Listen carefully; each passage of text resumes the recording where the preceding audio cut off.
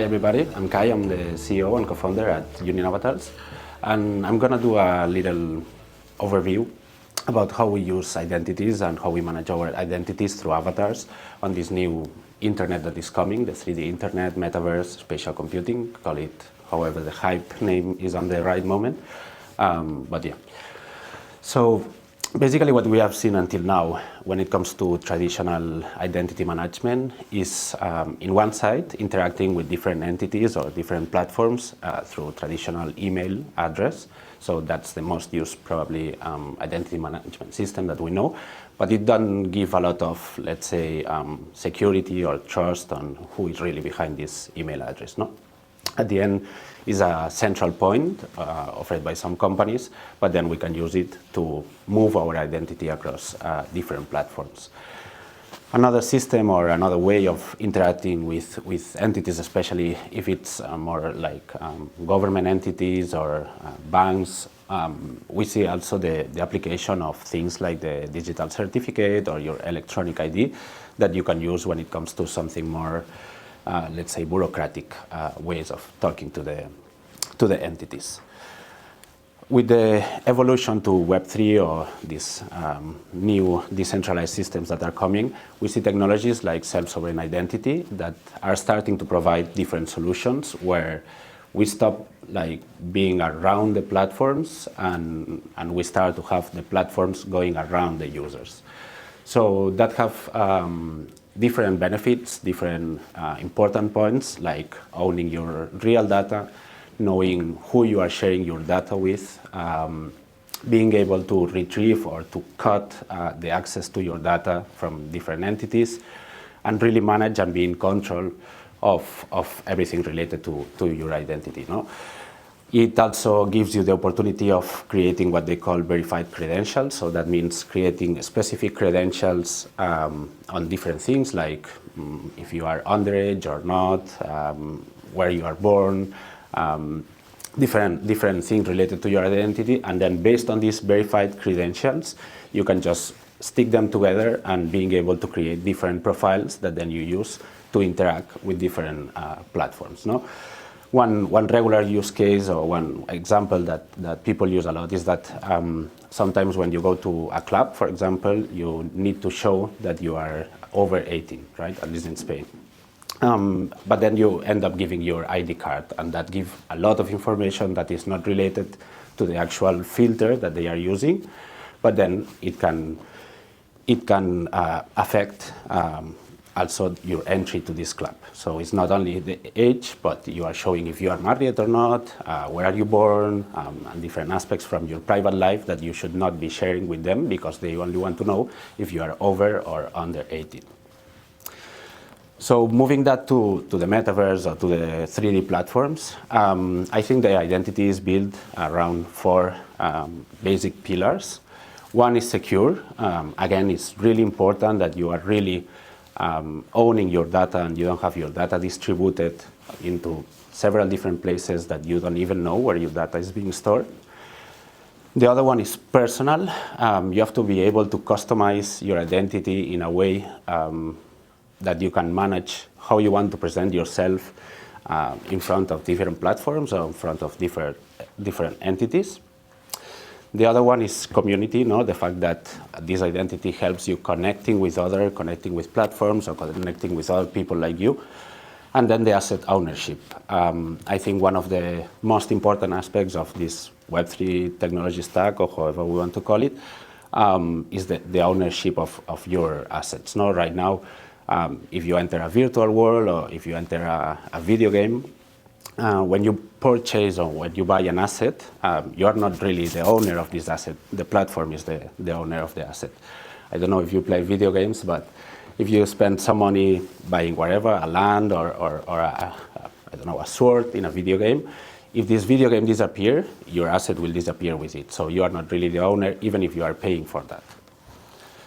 So one of the biggest issues related to identity, I think it's not only for metaverse, but also on traditional websites or traditional internet, is that your identity keeps being fragmented across different and multiple platforms. No? In one side, you might have something related to your work, in another related to your leisure or your free time. If you play video games, then you have everything related to games in another platform. So you don't have a unique identity, but it's really fragmented across all these different platforms.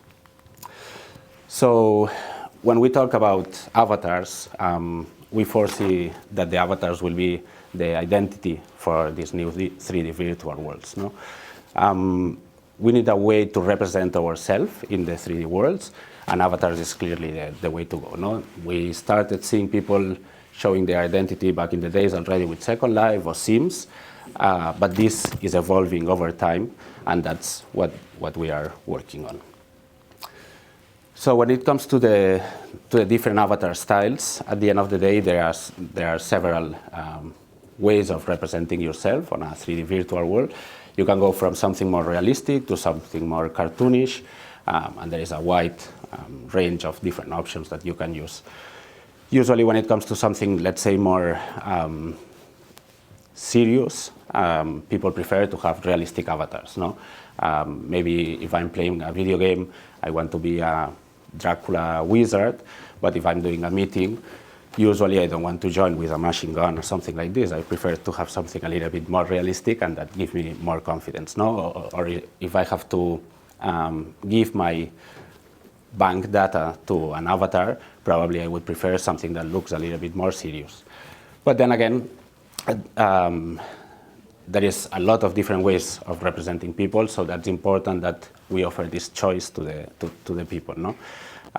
In recent studies, we saw, like market research, we saw that, for example, the new generations in Roblox, they are using Roblox as a way of validating some parts of their identity, and then they try it first on the video game. Once they get the validation of the community or their friends, they even go and buy the same t-shirt that they were trying on the virtual world, or the same, I don't know, haircut or whatever, and then they bring it to life. No? So I think avatars is starting to be a big part of our day by day. I think it's also a generational thing. Like usually when I talk about avatars to people my age or older, I have to spend a lot of time explaining why we need avatars and why we need to think about this economy around the avatars. But then when you talk to a 10-year-old kid, I don't know, the other day I was doing a class and they were like, oh, I don't understand, I just bought new Nike shoes, but I don't have my digital copy for Roblox. No? So I think it's something that it's taking more space on the day by day. And again, before the criticism arise, I would say that all these virtual spaces are there since a long time. I don't think we should spend more time than we really spend on different social networks. It have good parts and bad parts. But I think there is a necessity when it comes to the society to train our kids and our new generations to make sure that we have a good use of these virtual platforms. No? I would say my goal is not to spend 24 hours a day in a virtual platform, but it's also a way of socializing and maybe finding people that you don't find in real life when they share the same interests than you. But still, avatars have several challenges. Just going to go a little bit over two of them. One is specifically on the realistic avatars. Maybe you know this concept already, uncanny valley. It comes from robotics. And this is this weird sensation that your brain have when you see a machine acting like a human and doing strange move. So sometimes if you see like a cartoon avatar doing, I don't know, moving the hands in a strange way, it doesn't feel weird for you. But then if you have a realistic avatar doing some strange movements, it's much more weird on your brain. No? That's why also most of the robots don't look like a human. And they try to make it look like a robot, so you know that it's a robot, and if it do some strange movements, it's not weird for you. Another one is the emotions. No? I think it's something that still on the digital world we are not able to transmit. We can do it with words. We can do it when you are doing maybe video call, so you can transfer these emotions in different signs or different ways. But still, avatars are not fully compatible with our emotions. Then, when it comes to avatar generators, there are several different companies working on this space. I think it's interesting because we can see avatar generators that are being built based on creating the avatar from a picture. There is other people who use like a fully customizable avatar creator. But then there are other experiments like the one that you can see there on the bottom right from Adidas, where they were building avatars based on a little bit emotions or feelings that you have. No? So based on that, you were giving some, you had like a fader where you could say if you were more, I don't know, energetic or passive or different aspects. And then you end up creating an avatar that looks humanoid, but it don't even have a face.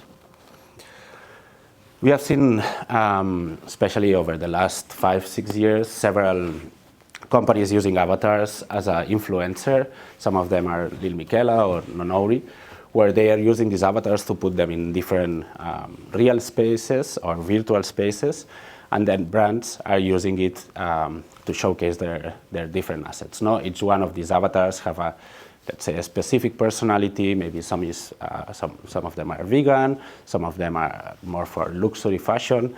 But it's an interesting point, and most of these avatars already have millions of followers.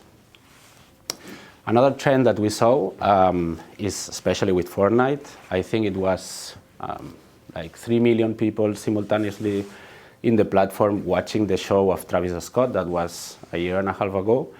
And it's interesting, no? Because it's also another revenue stream for artists or for actors to be able to, let's say, monetize their own avatar image. There is a pretty known company named Hyperreal here in Barcelona. I mean, they are from the US, but some people is from Barcelona. And what they do is they create the digital twin of different actors, and then they manage the IP related to that. So that means you can either hire Tom Hanks to do a movie for a specific price, or you can hire the avatar and use it in the movie. So Tom Hanks at the same time is getting a passive income for their work. No? So I think that's also a really interesting point to explore, and it's giving a lot of opportunities to different creators, or even bringing some characters that are dead to life. When we talk about this new aspect related to avatars, that's what they call the direct-to-avatar economy. If I'm not wrong, in 2023, it was around 42 billion what people spent on different skins and avatar-related assets. So it's pretty a lot, and the brands are seeing it. No, some of the most famous cases are Balenciaga or Vans, who did one an activation in Fortnite, another one an activation in Roblox. And I don't know if you have kids who play Fortnite, but I have some friends who suddenly their kids were asking for Balenciaga clothing or Balenciaga assets, and this is because it was coming from the activation on Fortnite. These brands are more traditional brands who are doing experiments on video games or different platforms. So let's say Web 2 brands. Then there is different Web 2 brands that are getting into Web 3. Nike and Adidas are two good examples. Nike bought a company, the name of the company is Artifact. They were creating several NFTs. In fact, Nike sued the company, but then they end up buying it. And then they generated, it's the company who generated more revenue in NFTs, in NFT-based clothing. And they did more than 123 million in the first sale. And it's interesting because they sell physical assets that you can link with your digital NFT. And then it also has some AR parts. When you check with your phone the hoodie or the t-shirt, it comes with wings. And so it's a phygital asset. And then finally, there is also native Web3 brands, so brands that are built 100% only doing digital assets. They don't have any physical asset. Like Fabrica and Ouroboros are some of them. I want to show two use cases. One is made by us, one not. This is a virtual try-on that we created with GFT, where the people can create an avatar, then they can enter a VR space and then try on different virtual assets, some clothes, to see what they want to purchase, they can purchase, and then they receive the physical copy of it. And then the last one is we have seen several car companies starting to use avatars as an assistant for the car. So they put it on the infotainment with AI on it, but then you can give instructions to the car through voice. At the end of the day, it's just putting a human interface to the actual technology, but it make it feel a little bit more, let's say, less talking to a machine and having this human layer. That's everything. Thank you, everybody, for listening.